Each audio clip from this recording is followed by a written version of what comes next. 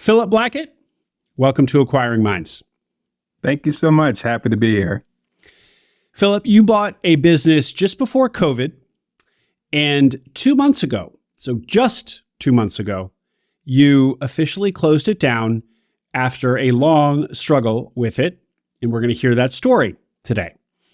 But before I go any further, I want to thank you for being willing to come on and share the story, what is, I'm sure, an uncomfortable, painful even experience to recount for us. But these difficult stories, as you probably know, are the most educational of all. So people looking to buy a business benefit a ton from hearing them. So thank you. Before we get into the story itself, though, Phillip, why don't you share with us how you're feeling? This is really pretty fresh, just 2 months ago. Yeah, I definitely appreciate it. Well, I mean, honestly, like tomorrow's like literally like I guess it's weird to say like the 2-month anniversary of shutting your business down. Like it's not really something you really commemorate or like, hey, we're going to have a celebration. Like you're not looking for Hallmark cards for like, hey, anniversary shutting down your business, Phillip. You should grab this for yourself. And not to mention the fact that yesterday was my birthday, right? I turned 39. And I think at this point, when you get to a certain age, and I think I've started to reach it, birthdays are less about like birthday parties and like celebrations at the bar and stuff like that. And more like reflections is like, okay, how did this past year go? And some reflections are better than others. And this one was a lot more sobering compared to like 38 or 37. So, but overall, I feel good. You feel good. Well, what can you give us an example or two of reflections from yesterday? So I think what comes off top of mind for me was, about 4 or 5 years ago, I was really looking to buy a business. And I looked at that as pretty much the gateway for me for a better life. At that point, 4 or 5 years ago, I finished grad school, was looking to do something. I had a family. They were 2 years old at the time, my twin daughters, and my wife. And you were kind of looking for something like that stability factor from your end. Yeah. And, for me, like it wasn't so much as far as like finding the right corporate job in consulting or investment banking or private equity, as a lot of people who I graduated with would tend to go with. But it was one that was just like this whole essence of finding a business that you felt like you can grow and it would help you grow as well. And I really thought that was like my ticket, like to like retirement. It's like my forever meal ticket. Take care of my kids. Hopefully, like bring my wife back home from work, and that's where like a lot of these things that many people in my position, or at least what they were aspiring to do, was looking to. And just in reflection, just seeing how that didn't turn out the way I was hoping to. I mean, that first month, October last month, was really tough for me. Like a lot of days at the house, just kind of like thinking, what's next? You're trying to pick up the pieces. You're seeing other people do things. You thought you'd be a little bit further along. Like a lot of this comparison, anxiety, like worrisome sort of stuff. And then just concern as far as like, am I going to be able to take care of my family the way I was anticipating now? As I'm trying to figure out the next chapter, which I didn't anticipate before. But I think now, like 2 months removed now, as it will be officially tomorrow, but thinking about it in the birthday was more so the thought of what have I learned through this experience of 4 years? And we can get into it, but just the thought of like, when you buy your first business going into a pandemic that you did not anticipate beforehand, it's quite a roller coaster ride. And I think for me, it was just one to say, okay, what did I learn from that experience? Which honestly, well, like a lot of people, it used to kind of tick me off when people said that. When it's like, oh, I lost the election, but I learned a lot. Or I got fired from a job, but I learned a lot. And it almost seemed like it was just like a common catch-all, like dare I say, cop-out phrase. But I think when it was my turn to think about saying that, it was more like, no, seriously, like you ran a business for 4 years and it was successful, and you navigated a pandemic and its post effects for 4 years. It did not go the way you wanted to, but I think it was probably one of the most valuable work experiences I can ever draw on. And it clearly opened up a whole new way of looking at, like I said, I'm at 39, like retirement age of 65, that's another 26 years from now, God willing. So when you're thinking about that sort of experience you already have under your belt, and you're saying to yourself, okay, what do I want to do next? And you still want to get into business ownership. You still want to buy another business. You still want to, get back on the saddle and start riding again. When most people would just clam up, say, look, that's it. I had it. I'll just go on one of these job searches, and just retire from that sort of entrepreneurship dream. Some people could think that's crazy, but I think this was also more clarifying for me about where like my heart really is at and where I could see myself really adding a lot of value, not just for myself and my family, but, for a lot of people going forward. And so wanting to share those lessons and not keep that to myself, that was a huge thing that really prompted me to want to talk to you today. Great. That was great, Phillip. Thank you for sharing the reflections. And as you said, you did learn a ton, and there is value to that personally to you, but certainly to all of us. So we're going to get into some of those concrete learnings, or they'll probably just surface as we go on their own. But so let's turn to actually what happened here, Phillip. So you had said about 4 or 5 years ago, you really wanted to buy a business. So take us back to that time, or even before. How did you get the notion to go on that crazy adventure? Yeah, so it actually started, it's 2023 right now at the time we're recording it. It actually started 7 years ago. So I finished business school. I graduated. The day after graduation, I got married.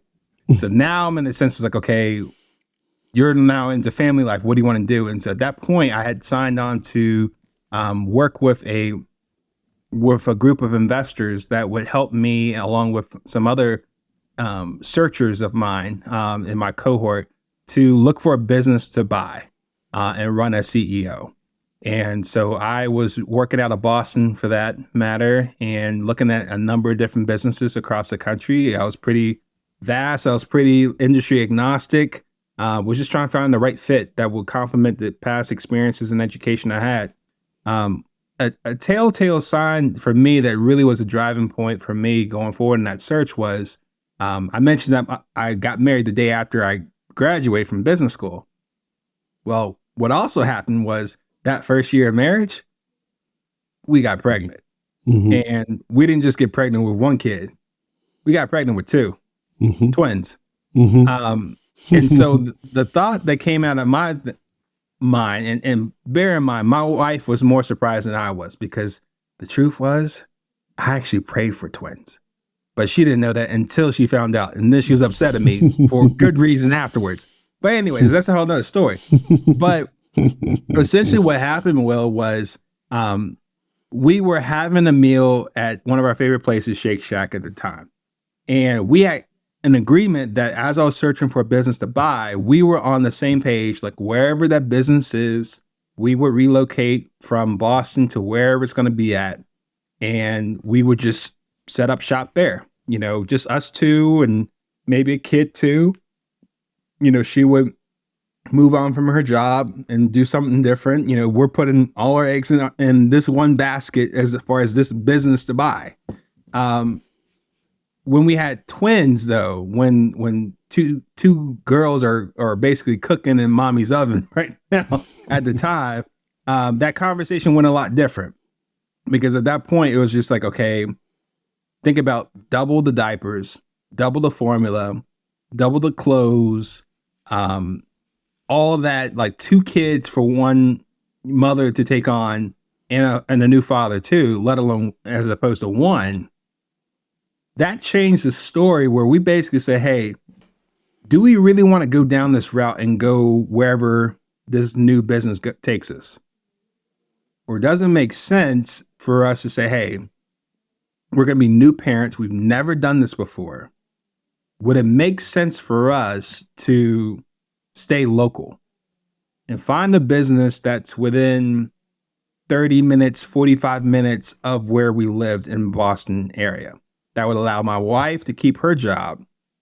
And so she would be like that rock of stability and that sort with that stable good paying job with benefits and that sort of thing. And I go about this dream of trying to conquer the world with this business to buy.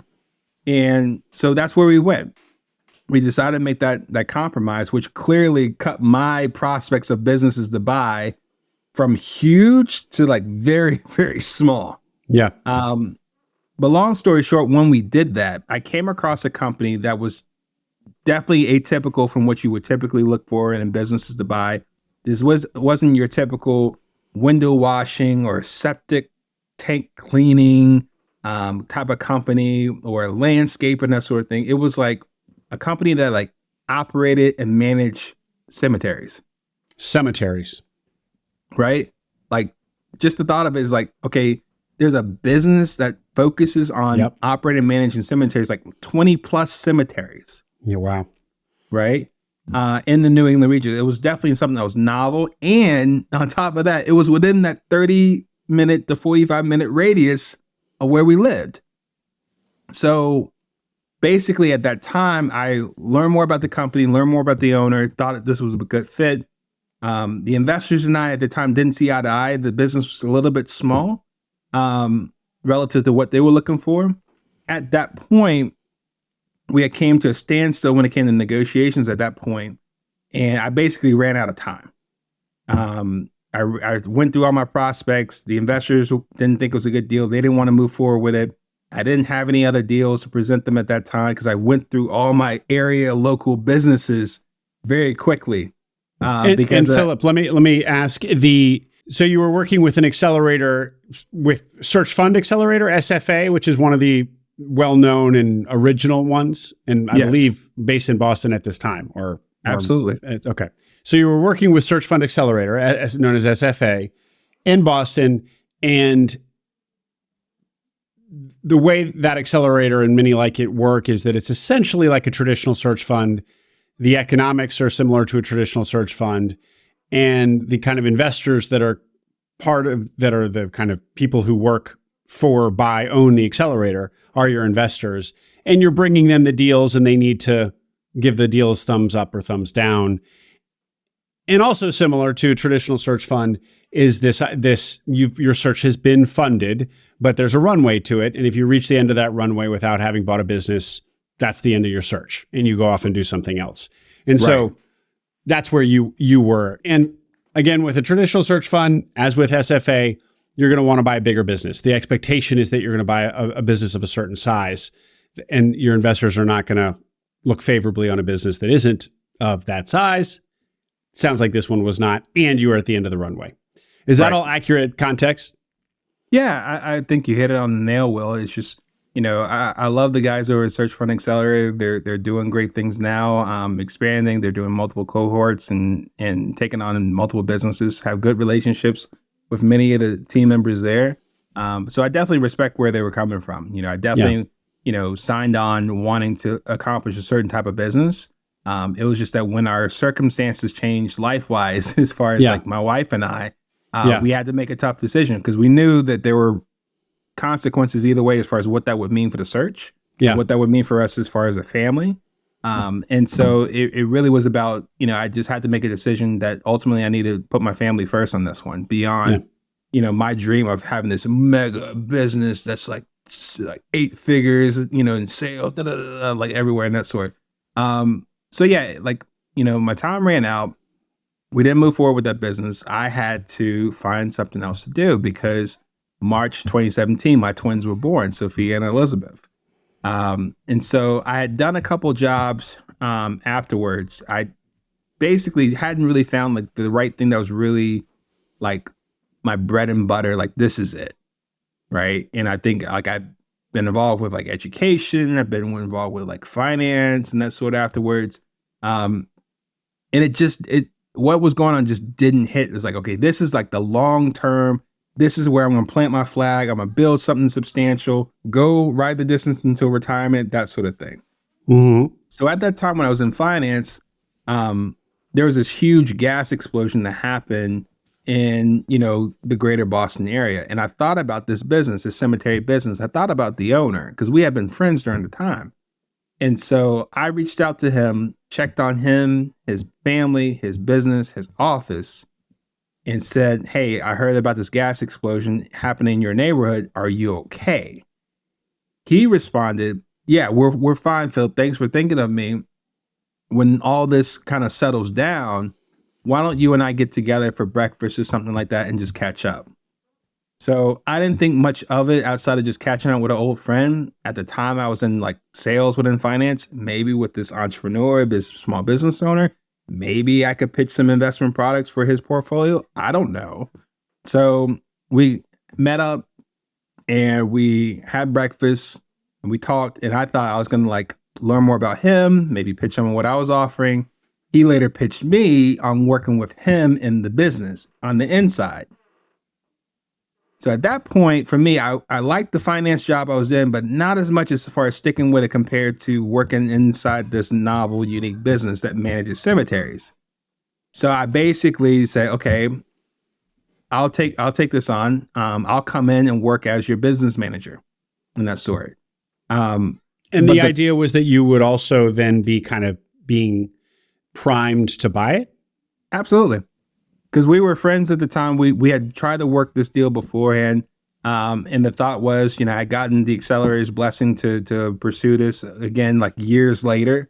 And it was like, okay, well, let's see if we can make this work. So while I was operating from the inside as a business manager, I was seeing a lot of the ins and outs. Like I definitely see what's under the hood of this car, much more so than a searcher from the outside. Yeah. That's going off of just like financial statements, sanitized meetings and that sort over the phone and that sort. Like I'm really getting a good sense of what's going on. Yeah. And I still wanted to buy it. I was that interested. So he obviously hadn't found another buyer who's interested in the time since you talked to him the first round. Right. And I think the other part of it too, was just there was a huge emphasis on relationship. I think with any business owner, and I echo this now after having been a small business owner before, and hope to be one again in the near future. The thought is that when you're thinking about something that you put your blood, sweat, and tears in over many, many years to support not just your family, because you're not just looking at it just for yourself, but for the livelihood of your employees and team members, and providing great service for your customers, and also providing livelihood and continue business ongoing continuity for your vendors and suppliers. Like you're part of this huge ecosystem. Mm-hmm. You don't want to just walk away from that with just anybody running it. Like there's a huge trust factor that has to come into play. Mm-hmm. You can't just necessarily, unless you just didn't care, you can't just necessarily just leave that legacy to somebody that you didn't feel like would do their best to do right by you. And so I felt like that was a huge factor in me wanting to honor him and do right by him. And so in September that year, when we bought it, we were both on the same page. Like we were anticipating that we're going to grow this business significantly. Within the first 12 months, we had a good sense of where we're going to grow from here. And then 2020 happened, and this little world event called COVID happened. And that's where a lot of things changed from there. Well, let's before we jump into your owner operator phase. So you what was it like working for these 6 months in the business? You were learning the business. You were liking what you were seeing, because ultimately you did buy the business. Talk to us more about what that was like. I think it obviously really de-risks the acquisition for you, because as you said, you get to really see under the hood. You get to know the business intimately. The staff gets to know you. I mean, it's such a great way to de-risk an acquisition. I mean, so much of the risk of buying a business is not really knowing what you're going to get. People will say like, the business I bought is not actually the business I thought I bought. It's so different once you actually get in here, and you get a preview. And then there's not even an obligation that you buy. So if you don't like what you see, you can walk away. So anyway, talk to us more about that. This is such an interesting wrinkle to your story. Yeah, I think you hit on the right point, Will. It's about as close as risk-free as you can get, because I think at that same time, it's like extended due diligence. Meaning that's a good way to put it. Every day you're coming to work, you're helping that business further its goals as far as growth and continuing operations.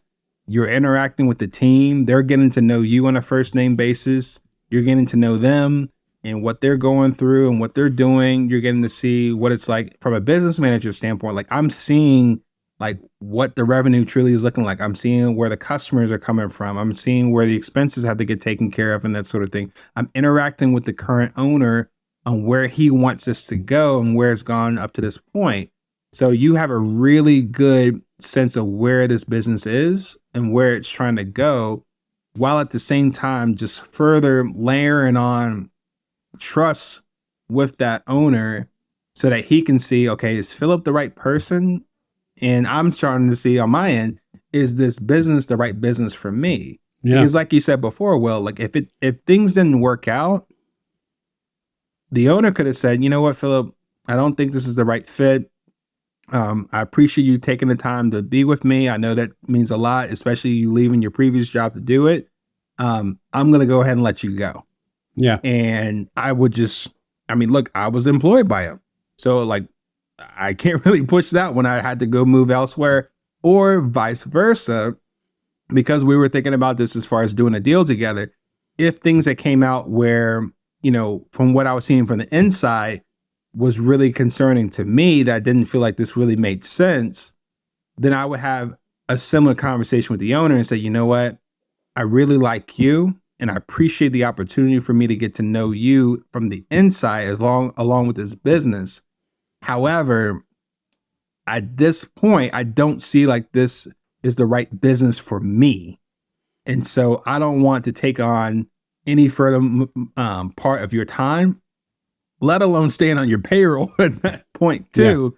Yeah. If this doesn't work, I will walk away and then allow you to continue going on with your business and that sort. So I think that was a good amount of trust building as well as far as that relationship. And quite honestly, when I look at, you know, the next business I want to acquire, I may not necessarily want to be on someone's payroll to determine if this business is the right fit or not, but I would look for ways to be able to engender myself, like connect with the owner in a much better way than just your typical like fly by night, send a random email spam and that sort of thing from some person you never met, and that sort of like recognizing the relationship. But also, if I was in a position that I could help that business, maybe even if not an employee, maybe as a contractor, maybe as a consultant, but having a further, like having your foot in the door to get a better gauge of what's happening, participate in helping that business, which would then mean like, look, I'm helping the owner get more of what he or she wants.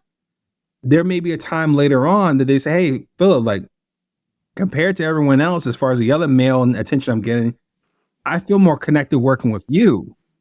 Would you be open to taking over my business or being part owner of this business? Because I trust you.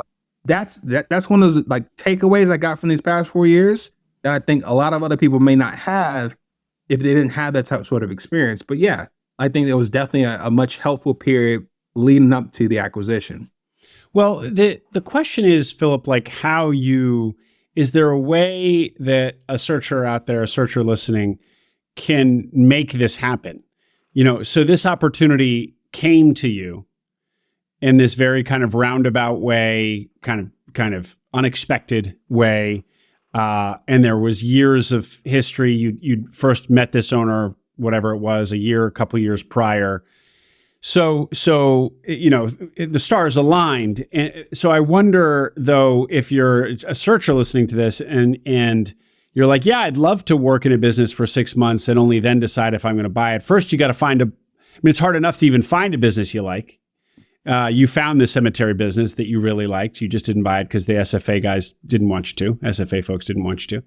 And then you got to say to the owner, well, owner, don't sell it to anybody else. Let me work in the business for 6 months to see if I'm the right person to buy it. And then let's negotiate. You know what I mean? It's like, it's great how it worked out for you, but it seems like it would be hard to architect it from the, from a standstill, from somebody just like who's out there searching right now, sort of thing. Yeah, I totally agree with you. Well, I think it's definitely a novel, more unique sort of experience.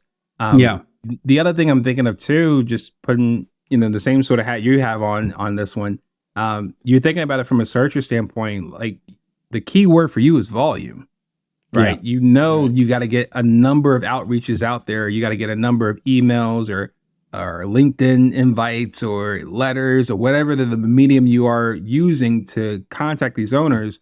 You're not going off of just one person, because more than likely the odds are that person's going to say, buzz off. No, get away from me. I've heard like from 10 other of you, I'm not selling. I'm not interested.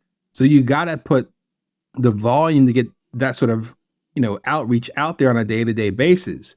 What I would say on top of that would be, like as you're doing that volume, the quantity, you may look at someone or some business that has that sort of quality about them, that as you're starting to get to know him or her, as you're starting to better understand that business, maybe there's some things that you can do to further understand that business beyond just requesting the financial statements, right? Beyond just looking at somebody's website and just doing like a interview over like video conferencing, Zoom or Microsoft Teams or anything that's sort of that.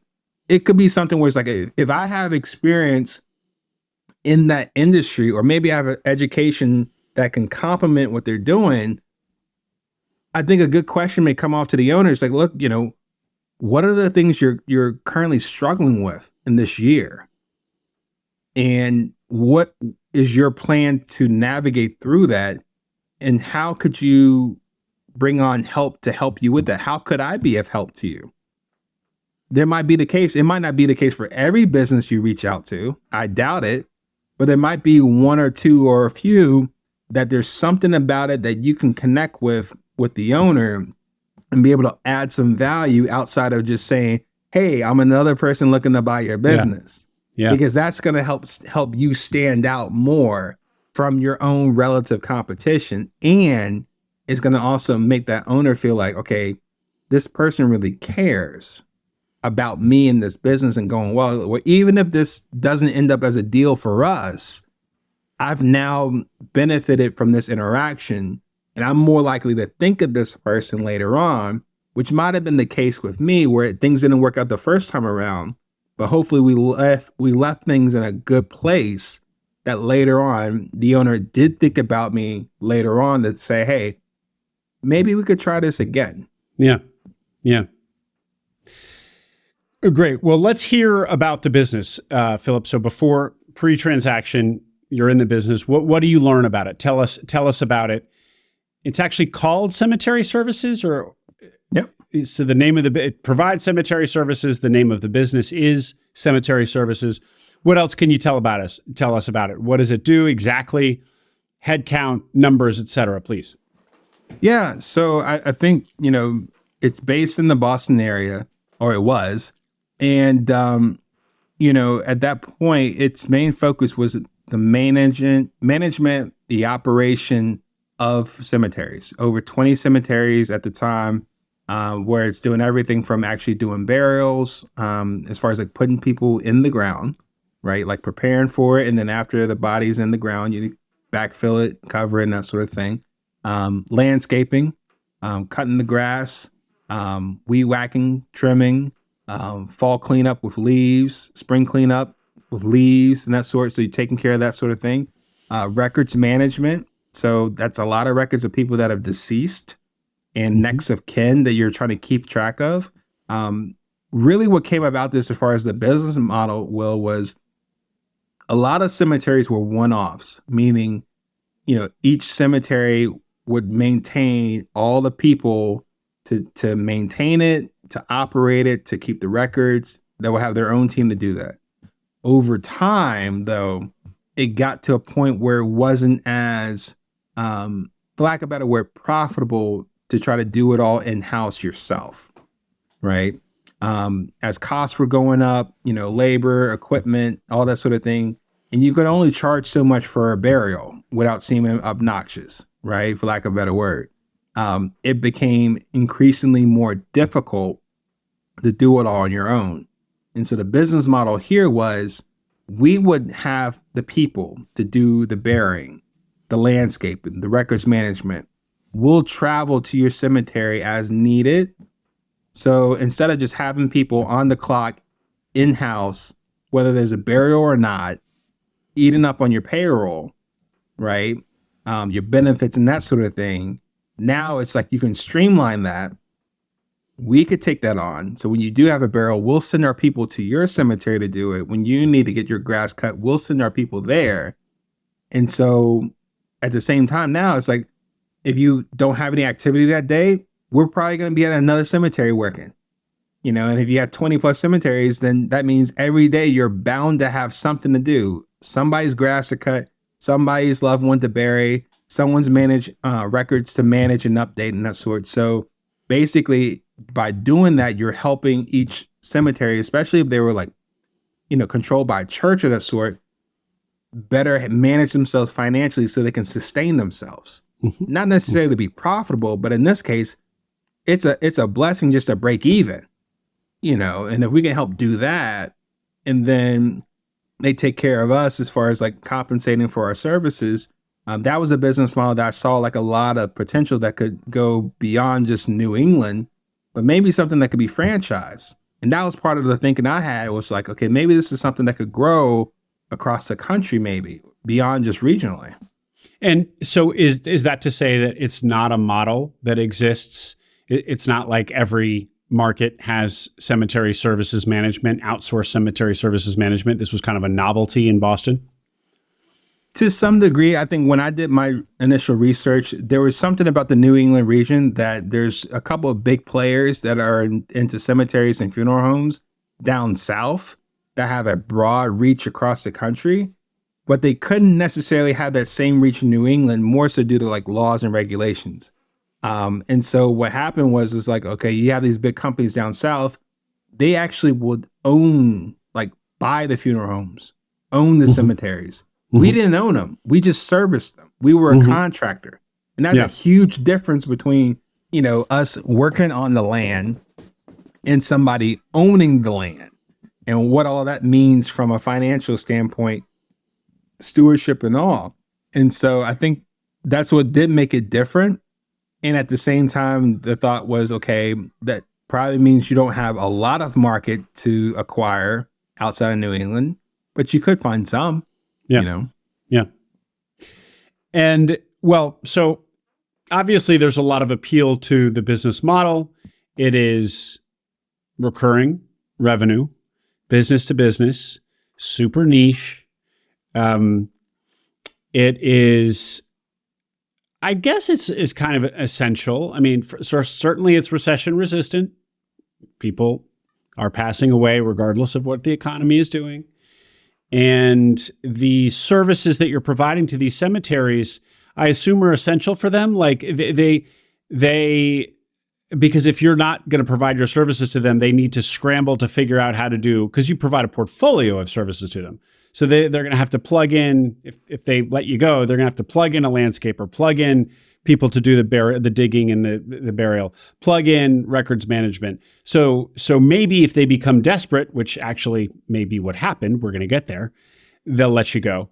But generally, it seems like it's pretty essential. You're pretty essential to your customer, to your client. It's going to be hard. It's going to be hard for them to. It's pretty sticky. Yeah, and not to mention the fact too. Well, this is kind of an example of one of those rare, almost rare hybrids of a labor-intensive business and a capital-intensive business. What I mean by that is, I talked to you about the people, but the people aren't necessarily digging the graves with shovels, right? They're digging with heavy-duty equipment, mm-hmm. backhoes, excavators, mm-hmm. things you have to get licenses on how to actually operate. We didn't just take the bus to go to these cemeteries. You got to get trucks. You got to get trucks to take this lot, and trailers to take these excavators, these backhoes, these loaders, these, mowers, these people, these trimmers, all this sort of stuff. You got to transport all that to different places around this radius. And all that costs money. Yeah. And so if there was an in-house cemetery that wanted to do it themselves, yes, you had to bring in people. but you also got to bring in the tools. Yeah. Last time I checked, you can't just get a cheap excavator. Like they're like 5 or 6 figures to buy. That's not necessarily something that every cemetery could just wake up one day, brush off their budget and say, yep, let's go ahead and get another Caterpillar. Yep, let's go ahead and get one of these loaders. You just can't do it. So it will put a lot of pressure for somebody to say or be tempted to say, nah, I'll just take this in-house. Okay, but recognize there's a flip side, a trade-off to that you may be able to finance and afford, maybe, or maybe not. Yeah. Well, really, really seems like a really strong model, Phillip. And can you give us a sense of headcount and revenue, margins, et cetera? Age of the business as well? Yeah. So age of the business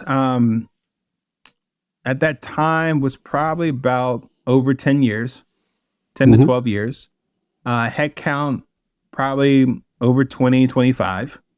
Revenue, low 7 figures. And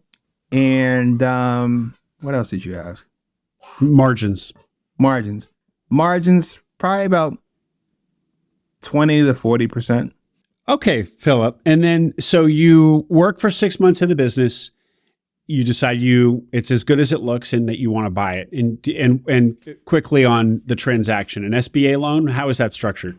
Yep. SBA loan, some seller financing involved, and we had to kick in some equity ourselves. Great. So kind of a standard 70 to 80% SBA, 10-ish% note, 10-ish% equity. Right. Okay. And so you close in when, did you say? Was it September 2019? Yep. Okay. So you're 6 months out from COVID. Little do you know, there's a ticking time bomb here that says 6 months on it from when you buy the business. How do those first 6? Yeah, go ahead. Everything was good for the first 3 to 6 months. So let's have just a minute on that. You got in there. And by the way, while you were there as the quote unquote general manager, I don't mean to put that in quotes like it wasn't true. You were the acting general manager, but did the other folks know that you were also the prospective buyer of the business? Did the team know that? Okay. Not at that point, because the thought is like, if it didn't work out, it's kind of like, introducing your kids to like a potential stepfather or stepmother. Like, you don't want to do that early on. You want to do that when you're pretty sure you're going to make that commitment come marriage. So, okay, potential stepfather. So you buy the business, you become the actual stepfather. Just give us a minute on the transition and what those first 3 to 6 months in the business look like prior to COVID hitting. They were relatively the most stress-free months of my whole experience. Everything was going very smooth. I almost came in there like excited to pay bills, like, oh yeah, we can take care of that payroll. No problem. Let's do that. The lights, like everything. You could see where, revenue was coming in. Everything was just kind of coming in on clockwork, and you were basically following up on this growth plan you had to essentially double the business in 12 months. Right. Oh. And so everything was essentially going to plan. You were following up on customers and prospects, getting to know the team. I was all smiles during that period for sure. And give us more on this plan. You had touched on it earlier. So make it concrete for us. Doubling in 12 months. So at that point, we were in talks with a few prospects that could add on a number of cemeteries that would be significant in revenue on a monthly recurring basis. There also was a big kahuna prospect, we'll say, that was going to be very sizable. That was looking for someone to basically take on all the cemetery management work and maintenance work. And so this was pipeline basically of new business. Had you built this pipeline, or had the owner seller been working on this prior even to you becoming GM? Right. So it was more so credit to the owner. Mm-hmm. He had great relationships with people that he had a good sense of, that the timing was coming right to basically outsource that work to us. And it basically was like, hey, like, this is what essentially we'll be coming into, and all the more reason for this to be a good opportunity for you, Phillip. Mm-hmm. Yeah. Okay. And so doubling in 12 months, this was basically the plan here was, here's the pipeline. Here's the potential value of each of the closing each of these opportunities, with some percentage there of actual close rate. Probably not going to close 100% of all that stuff, but whatever percentage you guys were projecting would get you to doubling the business in your first year in it. And so that was kind of the plan and the hope. Okay. Then, so like COVID happened, up here in New England, in Massachusetts in particular. COVID happened to the point where there was a question as far as whether people could even come to business to work, right? Yep. The closures, the shutdowns. It was more of a question as far as whether or not our business was a quote essential business, right? And if it wasn't a essential business, then your people do not come to work. And if your people do not come to work, well, how are you going to relay these services to your customers? And that puts you in a really tough spot that unfortunately, or fortunately for us, but unfortunately for others, if you didn't have that happening, that could very well shoot your business dead. Yeah. Right. And so there's a lot of retooling, fighting to make sure that, we made sure that our business was deemed an essential business so our people can come to work. We were trying to address the whole sense as far as like, how contagious is COVID? Because this is a new thing. This isn't the flu, right? Flu season's happening every year. You should probably get your shot. If not, you take on your chances. This is something completely new. So you had to basically help relieve the anxiety and the stress from your employees that are dealing with dead bodies, and meeting with people in public that may or may not have the virus, that making sure you have enough masks, making sure you have enough, hand sanitizer, all these safety precautions that now all of a sudden that was on my plate. It was on my desk to really take charge of. Because for me, I was holding on a number of different hats. I wasn't just focused on just growth strategy here. I wasn't just focused on building the bottom line or the top line. It's like I was taking on a number of things. And so what happened that really put us spinning our wheels was, for that pipeline I mentioned to you before, Will, for us to land those customers, we had to make sure we were prepared on our end.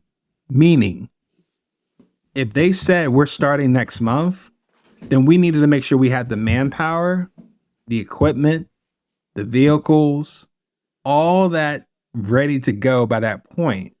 We couldn't just like start all of a sudden. We had to be prepared.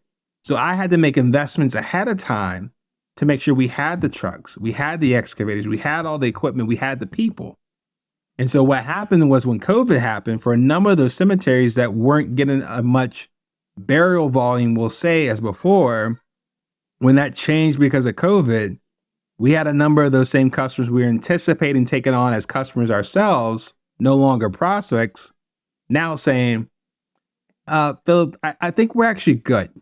I think we actually have enough. We'll just go ahead and take care of this. We weren't anticipating this, but we got a busy season ahead of us, if we want to say that. So let's pause in the outsourcing part.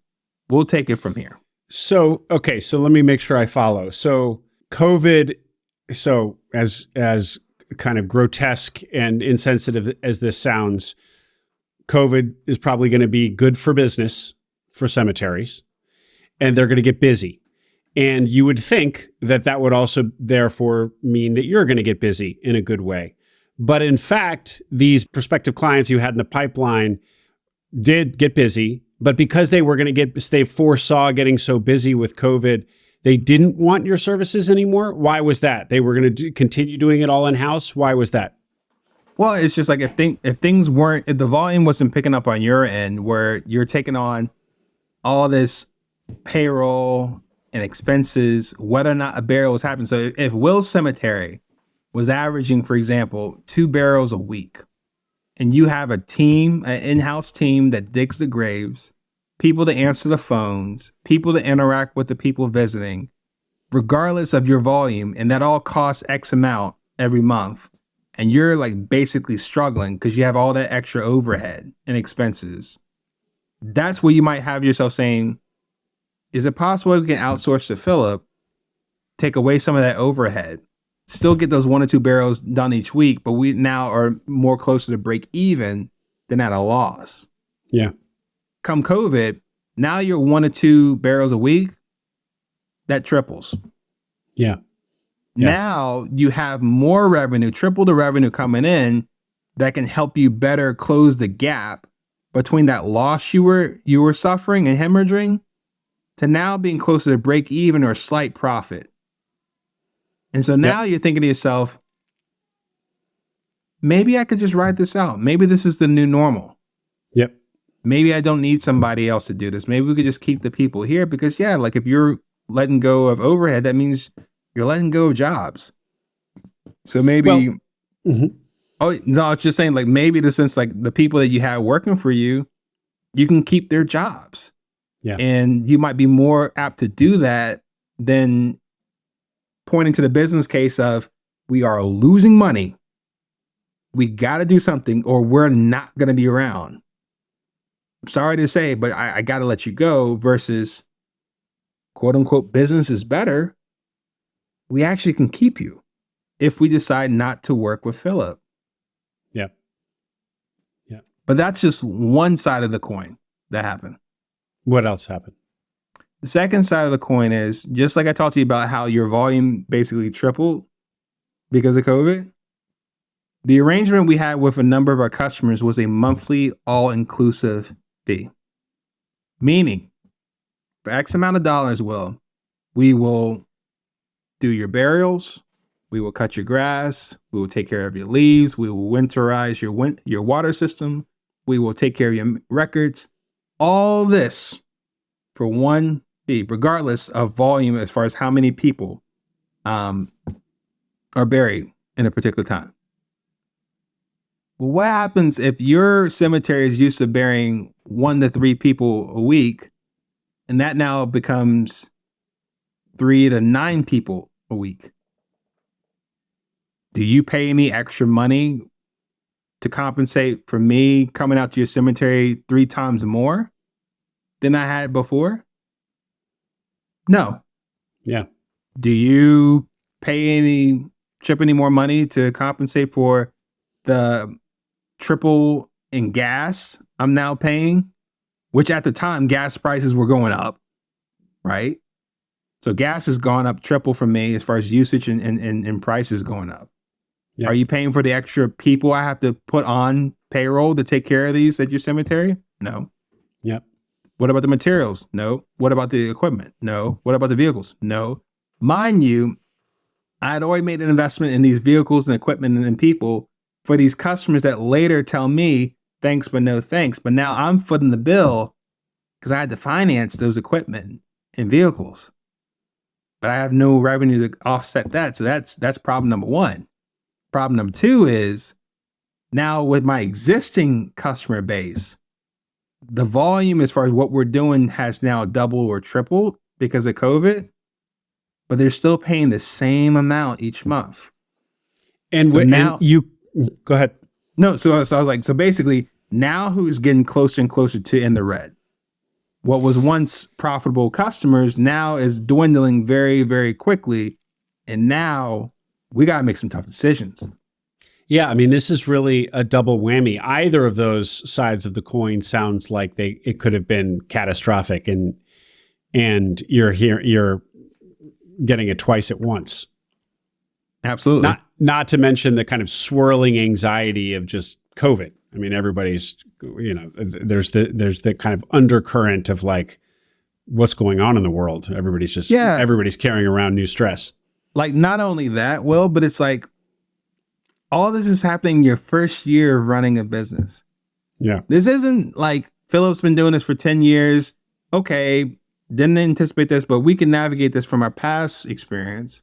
It's like now, like this is your guinea pig moment of, I bought a business, I'm running it. You're thinking things are going to go a certain way. COVID happens. A whole lot of uncertainty comes into the equation. And now this is your testing by fire on how to navigate both sides of that coin I just illustrated to you. In addition to the huge unknown of COVID and what happens all in your first full year Yeah. of running a business you bought. Yeah. Philip, the a lot of the learnings that you've taken away from this experience are kind of more kind of at a higher level. But just tactically, when you reflect back on this, what do you think tactically you could have done, should have done differently?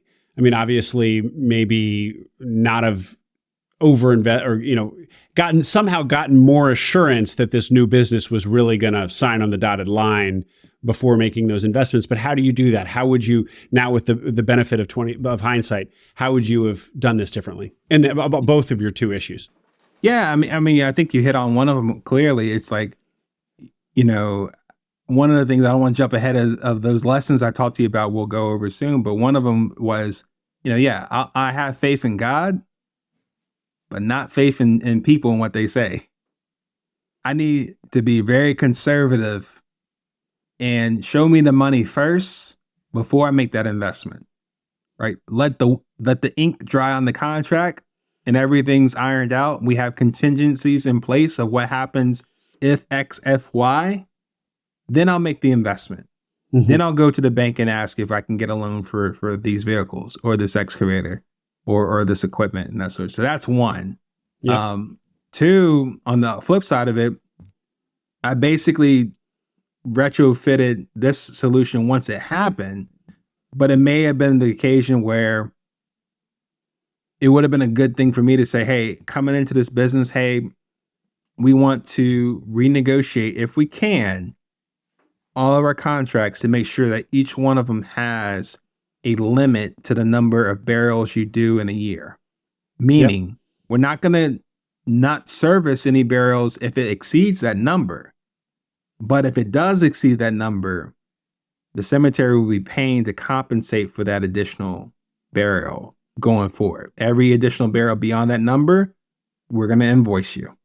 And Phillip, why had the contracts or the pricing structure of the business that you inherited, why had it been structured in such a way that it was basically flat fee, as opposed to some sort of, proportional to work unit that you all were delivering? So I think the big thing that comes off is, one, just how the contracts were done with the previous owner and the customer.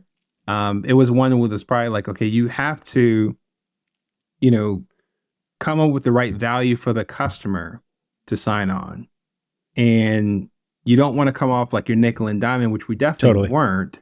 Yeah. So you're trying to say like, okay, we're going to package this all together. Yeah. And the end result is what you're paying every month is still going to save you compared to what you're doing currently. Yeah. Right. And so to get the business and that sort, you want to make it attractive, that sort. It was just more so you can keep that package. We should have had that contingency to say, okay, once you pass this range of barrels, pass this range of cuts and trims, I haven't even talked about that yet either, Will. We talked about barrels, right? Once you get past a certain number. Okay, that's fine. You know what else gave us a hard time during COVID? Mother Nature, the weather. Because we were also having in that inclusive fee I talked to you about each month. We'll cut your grass. We'll trim your grass certain number of times and that sort. But that was like the range based off past experience, just like the barrels. What happens, which happened in 2020, when you have an influx of rainfall during the summertime that causes the grass to grow like weeds? And instead of having to cut once every 2 weeks, you now have to cut every cemetery, 20 plus cemeteries, not once every 2 weeks, but every week. Just that alone is a sharp influx in your cost for people, fuel, because you need gas to power your mowers and your trimmers, along with your trucks. Equipment maintenance and repairs, another one. Things break down. not everyone who's servicing a weed whacker is going to take good care with it as you're working. So something might happen. You got to repair it. But the more time you're playing with the law of large numbers at that point, well, it's like the more times you cut, the more times you trim, the more likely something bad is going to happen that's going to require repair. And what you weren't expecting is you get that bill for $2,000 that you didn't have the budget for, that now you have to figure out how to do it because you still got to go there that next week and cut and trim. Ugh. So give us a sense of kind of the timeline here. How are all of these happening, in June 2020, 3 months after COVID starts? I mean, or have you just recounted kind of something that unfolded gradually over 3 years? Like, give us a sense of how quickly all this is happening or not. Yeah, I think 2020 it was a make or break year for us. By October, I realized we were in trouble.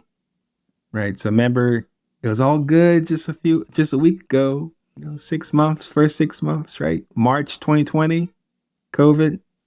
Okay. 7 months later, I don't know if we're going to make it. Well, payroll is high. Gas is high. We're going across these cemeteries to cut and trim more often than we budgeted. We got more barrels than we budgeted. There's no, compensatory, fees being paid off for all these extra barrels we're doing out of pocket now. They're literally, all this stuff is coming out of our pocket. Like, I don't think we're going to make it. So that was where it just started from October 2020 to this, for lack of a better word, the next 3 years of just adjustments on steroids. Like, they talk about like a smooth sea doesn't make a good sailor. We had some turbulent seas, Will, and they lasted for 3 years. Like, just to be short with it, we had to get additional financing from non-traditional sources, I'll say. I had multiple times had to take myself off of payroll for months on end. I paid everyone else on my team but me multiple times. I had to put myself out on the field to save money and cut the grass myself, trim around the headstones, or bury the people myself. I wasn't operating an excavator, but I was definitely the person helping dig. Wow. I'm the CEO, I'm not supposed to do that. I'm supposed to be behind a desk. No, I wasn't. Not during that time. Later on, 2022, which was the toughest year for us as far as adjustment, I had to get a second job. I had to work at this business during the day and then leave 4 or 5 hours into it to travel across town to manage a Chick-fil-A and close that night. So I'm like working from like 7 a.m. till like 11 at night. And then you get home smelling like waffle fries and chicken, only to do the exact same thing the next day. I remember actually when I was in the drive-through line one time working as a manager at Chick-fil-A, and I got a call from one of my team members saying, Phillip, I don't know how else to tell you this, but one of your dump trucks blew up. What? Exactly. I was like, what? What are you talking about? Excuse me, sir. Like, hey, can you take his order? I got this phone call. Hold on. Okay, tell me again. What happened? Yes, your dump truck blew up and is in flames right now. We're down one truck now. And I have to come up with some solution for the meantime and then get back into the drive-through line with the thought of what is going on in the other side of town while taking somebody's order for a number one with fries and a strawberry shake. Ugh. Right? So safe to say it, well, those next 3 years was ups and downs that would make anybody throw up. It was that type of roller coaster ride. There were definitely nights where I, quite honestly, like cried myself to sleep, asked God why. Mornings where I was behind the steering wheel in the car and just saying, is this worth it? Just in general now, not even just the business. Is everything that's going on, is it worth it right now? Is what I'm about to do, like, is it worth it? It was probably, like I said, these were the most testing 4 years of my professional life for sure. But the goal was, well, it's like, look, I wanted to do right by the former owner. I had payroll to take care of. I had people's livelihoods. I had rents to pay. I had food to put on these employees' tables. I had school education costs to take care of by making sure that our employees were taken care of. And then the businesses that we supported in our ecosystem, they had what they needed. And so if that meant me being out on the field half the day, going out in the city, literally cleaning up human feces across a abandoned church because we took on extra project work because we needed the money, and picking up used syringes from a homeless alleyway when other people quit the job, and I had to go do it as the CEO and owner myself because somebody quit and they didn't want to put themselves in that situation. And I had to do it because we needed the money to take care of payroll that Friday. These were the type of things that I had to do because I wanted to make sure that I did the best I could to do right by the previous owner, by our team, and give us the best chance of success. Because what I didn't want was to get to a point where we couldn't keep going, where we couldn't take care of payroll. And we basically did the best we could up until a few months ago. Phillip, how long were you working two jobs? Almost a year. And I'm just so struck that you were able to make it last as long as you did. I mean, 3 years is a long time.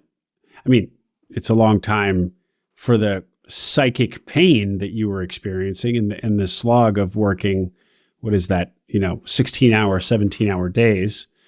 But also just robbing Paul to pay Peter, or however you were making it work.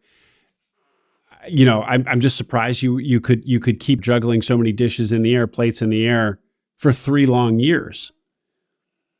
But I guess the answer is what you kind of just described it for us. You were just anything you could do to keep your finger in the dike. I keep using all these metaphors of impending disaster to keep your finger in the dike, or just to keep it all together. You were doing, so that's the answer. That's how you got through 3 years. Yeah, I mean, the thought was like, that was my family, right? Like if my own immediate family went through hard times, if that meant that I had to make sacrifices and I had to bag groceries, or I had to do something that other people might think was beneath them, you do what you got to do. Hopefully it doesn't last forever, which more than likely won't. But in the time being, you just got to do what you got to do.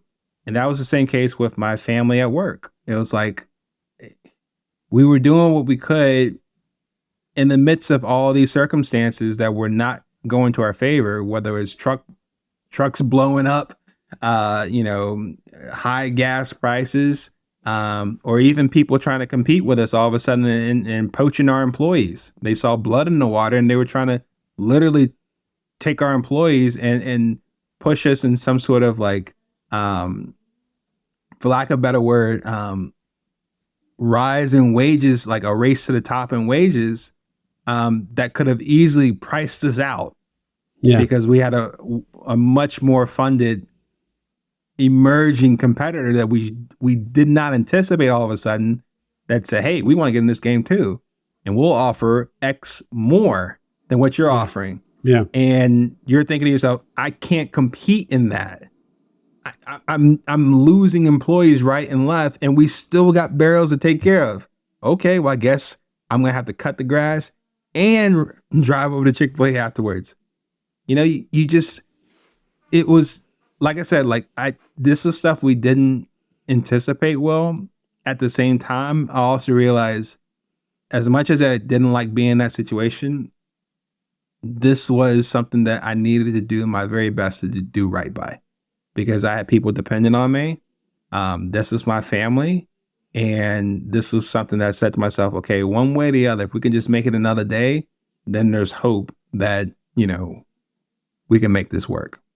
And how do you feel that your family, I guess, namely your wife, and your seller, your owner, and your employees reacted to this? Do you think that they saw that you were trying your damnedest and respected the struggle, or were you getting a lot of heat from all sides as well?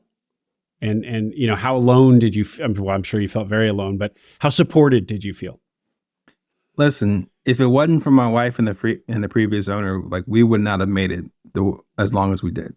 Clearly, I need that. That was my support system. Those two people, the former owner and my wife. Like, if either one of them was not present or was not trying to help or not trying to be understanding, we would have had a much shorter runway, honestly, and it would have taken a much bigger toll on me personally, psychologically, mentally, spiritually, emotionally, all this sort of thing. Employees, for the most part, understand, but at the same time as well, they got to do what's right for their family too. Yep. And if they're seeing that things are not as stable at work as they once was, it's kind of like what people often say. It's like, when you go through bad times, you find out who your real friends are. You find out the people that are willing to stick it out. And I appreciate those who stuck it out with us to the very end, because that wasn't the case for everybody. And I understood that that's just business. It's not necessarily personal. But yeah, I had to get through that too, because there were a lot of hurtful moments that people that I didn't expect to leave us, they did. And that hurt not just me, but it hurt the former owner too. Well, Phillip, it was 3 long, painful years, and I'm sure you probably have more stories about things exploding. We don't have time to go through all of them. Get us up to the end where you decide that it's finally time to wind things down. How did you finally come to that conclusion? And what was that process like? So 2022, we had a point where if I didn't, in the midst of everything else I was doing, right, the plates I was juggling, I also had another hat that was business development, in terms of we had to find more customers. We lost a few customers, some major customers in light of this, that further put the pressure on us as far as whether or not we're going to survive or not. And it got to a point where I had to find another customer to match one, as close to one-to-one as possible within a matter of time. Otherwise, us shutting down in 2023 would have actually meant shutting down in 2022. Right. Yeah. And so we had a customer that we were working on a 1-year trial contract, and I was doing everything for them as we possibly could. This time it was more like I quit my job with Chick-fil-A, and instead of working there and in the office full time at the cemetery company, 2 days a week, I was traveling about 1.5 to 2 hours back and forth to this customer, to do administrative work as part of our contract. I was the one that did it. So for those 2 days, I couldn't take care of anything else except that one customer in particular. Doing everything we can to service that customer in the best way we can, towards getting a long-term contract out of them, after that first year trial. August 2023 comes around. We start asking if we can do an extension of that, at least for another year. They said, honestly, we'd rather go a different way. And at that point, you now lost a significant customer that I knew for sure was responsible for helping cover at least a week's worth of payroll for us. So that means that month, which August 2023 was a month I remember particularly because it was a 5-week payroll month. I don't like 5-week payroll months, Will. Not because I don't like paying my people, but because if you have a set amount of revenue for that month, right, the monthly fees, right, all inclusive. Yeah. You have an additional week of payroll on this month that you didn't have the month before. Yeah. And with the high payroll we had at that point, because of the high headcount we had in the midst of the summer, cutting the grass more than twice more than once every 2 weeks. It's now every week. Our expenses were really high. Labor was high, gas was high, equipment repairs was high, debt was high. The last thing I needed was another week of payroll to figure out how am I going to David Copperfield appear out of thin air just to make sure our people were paid. Not me. I clearly wasn't on the payroll not that week, but for everyone else, making sure that they were taken care of. And so when that customer disappeared, was gone, I recognized that we were about like a week or two from finding out if we were going to find a replacement, or I had to deliver the bad news I never wanted to do in the first place. And I always part of the reason that why I worked so hard in the midst of all that we went through the past 3 years was to avoid having that moment of telling my employees that we don't have enough cash for payroll. And unfortunately, that month in August, I couldn't avoid that any further, despite how much I tried. And so once I shared that news to my team on an early Friday morning, I knew that was it. I saw the responses from my team. What were the responses? Disappointment was an understatement, quite honestly. Well, it was to the point where the former owner, as a friend, told me, Phillip, I know this is hard. I honestly, my hat's off to you in respect as far as how best you've managed this whole thing. And we've tried our best to avoid getting to this point. As a friend, my advice for you is to come in early Friday morning, tell the team what happened, be honest with them, answer any questions they have of you, if any. And then afterwards, get back in your car and go home. I never thought that I would have that sort of experience, but that's exactly what happened that day. And that's when I knew it was over. And once that took place, happened in August. I knew that we had to transition the business, and basically worked on that for that next month, and then shut down operations officially September 30th, 2023. And do you feel like your people understood might not be the right word, but recognized that there was no other way and had seen all of your efforts for 3 years? Now, obviously, probably they're not going to spend a lot of time on thinking about you. They're probably just going to be scrambling to figure out what they're going to do for their own next check, their own next employment check. But I'm just curious what that looks like. What do you think? Yeah. What the mood is like, or what the response is like from them directly to you. It was varied, because it's like, for the most part, most of them were hearing this for the first time. Some people just didn't realize that things were as dire as they were. They knew what was going on, like we were in worse times than before. Like if they see Phillip like cutting grass the best way he could, but still lagging behind the rest of the team, just to hold it on.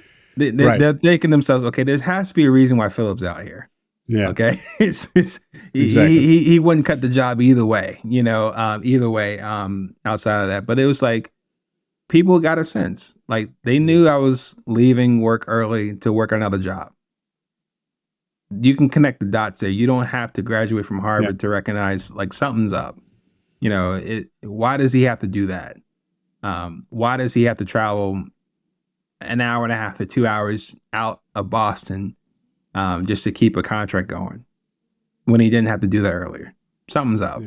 Yeah. So I think it was more so like you're hoping that day didn't come, because you're trying to figure out what does it mean to you afterwards, and how do you, like you said, scramble to make things work. Right. But yeah, it's like the suddenness of the moment when you realize that's it.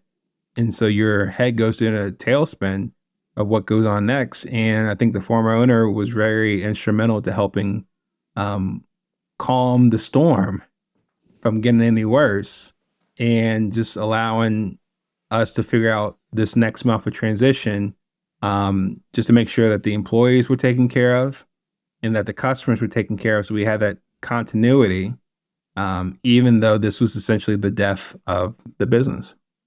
Phillip, you said earlier that one of your many kind of stopgap measures was to take on more debt to get financing from an unconventional source. Can you say any more about what that means? Yeah.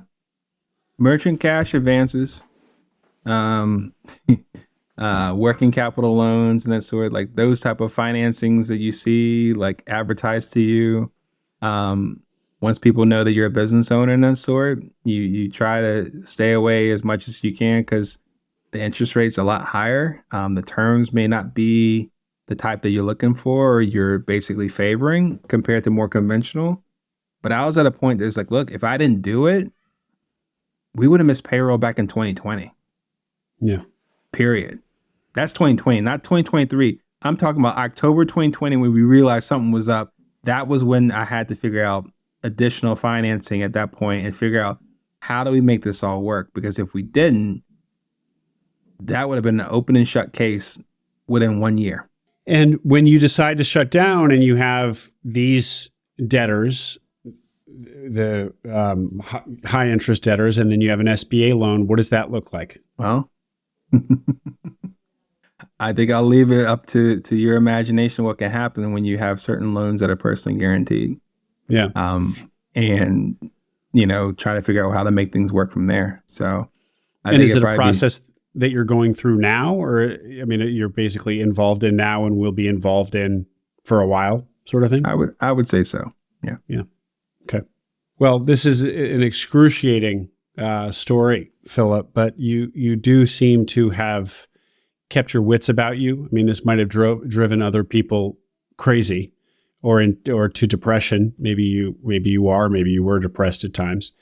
But you seem, for a guy who's just suffered an absolute SMB nightmare, I have to say, you seem as mentally healthy as could possibly be asked for. Is that accurate? Yeah. Like I said, without a support system as far as my wife and the former owner, at the time, without God, like I would not be here. Yeah. Clearly, like something would have went awry in my head that would have caused me to do something that I probably would have regretted for the rest of my life or not even live to see like that regret. Because things were just so dire and so dark at that point. And so, yeah, it's just believing that, if I just didn't give up and I just kept doing good, that I would see a harvest at some point in the near future. That was like the Bible verse I was like claiming onto, Galatians 6:9 for sure, every day. And just, my wife praying for me each morning before I left the house to go to work and just telling me 3 words every time: God will provide. One way or the other, God will provide. We don't know how, but he will. Like, it's those certain things day by day, moment by moment. The former owner saying to me, look, Phillip, we were friends before this deal. We were friends during this deal. And even if the wheels fall off on this deal, we'll still be friends. It's stuff like that. Mm-hmm. Those 3 things to me is what kept me through it all. And kept me at a place now where it's just like, yeah, it's still hard. It's not easy, but it's given me reason to have hope the next day and just to keep persevering, just keep moving forward. Phillip, what was the Bible verse? Galatians 6:9. And can you cite it by memory or the gist? Yeah. The gist essentially is, if you don't tire from doing good, if you just keep going, you'll reap a harvest in due time. Mm-hmm. If you don't give up. Great. Just a paraphrase. Yeah. Yeah. Yeah. Well, is there anything from this crucible that I haven't asked you or that you wanted to say that you haven't had a chance to yet? One of the things that kept me in the race to do this again after this crucible moment was just being exposed to great teachers and mentors that have been into similar situations that have acquired businesses, grown them, and then sold them successfully. And two mentors of mine, Jay Abraham and Roland Frazier, they came out with a book called Business Wealth Without Risk. The paraphrase, the subtitle was How to Create a Lifetime of Income Every 3 to 5 years. That was a book that I read in its entirety in one weekend. I recommended it to all the search funders. I get nothing out of the deal. It's just more so I told them it's the best 99-cent investment they can make into their business buying endeavors as far as buying the Kindle version of it. And so that's probably one thing I would say, like if the question was if there was one particular book that you would recommend to listeners that could help them on their journey, both acquiring a business and then growing it to sell it at some point. Business Wealth Without Risk from Jay Abraham, Roland Frazier. That would be the one I recommend. And Phillip, if people want to get in touch with you directly, what's the best way to do that? Yeah, two options for sure. I'm on LinkedIn. Just look up Phillip Blackett. And so you'll definitely find me there. And then my website, dreambusinessmakeover.com. That's where I focus on helping other entrepreneurs and small business owners grow their businesses. Focusing on my core 4 of dream business growth there. So dreambusinessmakeover.com. Give us a little bit more, Phillip, on what the service is you're now providing to small business owners. Yeah. The thought is just from my own experience, Crucible wise, it's just like, listen, I've been through a lot. I got the scars. I got the t-shirt to show it. If there's a way I can be able to help other people navigate their own business growing experience without some of the obstacles and learning curves I've had to learn, I definitely think it's worthwhile and that my struggle wasn't in vain. And so for me, I work on working alongside entrepreneurs and small business owners, really focusing on their core 4 dream business growth. How do they grow their business exponentially through the core 4, which is basically how to grow sales, grow profits, grow via M&A, and grow their exit value. And I basically do that working alongside them in consultations. And then at the same time, if it merits us working more closely together, we can do that as well. Just helping them, achieve the business they always dreamed of before life happened. Phillip, thank you very much again for coming on and sharing the story. What a ride. People are really going to appreciate that you put yourself out there like that and really respect you for having survived those 4 years. So thanks a lot. Absolutely. Happy to help and share this story. Hope it's helpful for listeners on here. Thank you so much for the opportunity. I hope you enjoyed that interview. Make sure you subscribe to the Acquiring Minds channel below. We are now publishing twice a week, so tons of new interviews and stories to come. Stories that will help you along your own path to acquiring a business.